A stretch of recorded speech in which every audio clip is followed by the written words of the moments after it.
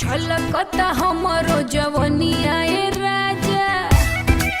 भाई लोग नमस्कार। ये तो गजब ही हो गया भाई, अंतरिक्ष में गाना बजते बजते ये कहाँ बजने लग रहा है। भले कोई पावर स्टार पवन सिंह को भोजपुरी का किंग माने या ना माने, मैं तो भाई मान गया, और वो लोग भी मानते हैं जो पावर स्टार पवन सिंह को बुराई करते हैं। तो चलिए सबसे पहले आप ये समझ लीजिए कि मैं ऐसा क्यों बोल रहा हूँ। आप सबको याद ही होगा पावर स्टार पवन सिंह के बहुत पहले एक फिल्म आई, जिस फिल्म का नाम था भोजपुरिया राजा, और उसी फिल्म का एक पॉपुलर गाना था जिस गाने का नाम था छलकता हमरो जवानी। लेकिन हुआ कुछ ऐसा कि खेसारी लाल यादव के ऑफिशियल चैनल से यानी खेसारी म्यूजिक वर्ल्ड से उसी सॉन्ग को रिलीज किया जाता है। क्या नाम दिया जाता है? छलकता हमरो जवानिया 2। मतलब खेसारी लाल यादव को पावर स्टार पवन सिंह का नया गाना नहीं, पुराने गाने को रिलीज कर दिया। अगर पावर स्टार पवन सिंह को बोले होते कि आप हमारे चैनल के लिए गाना गा दीजिए, क्या पावर स्टार पवन सिंह नहीं गाते? लेकिन खेसारी लाल यादव ये देखे कि पावर स्टार पवन सिंह के पुराने गाने भी आजकल लोग खूब सुन रहे हैं, इसलिए सोचे कि वही गाना को रिलीज कर दिया जाए।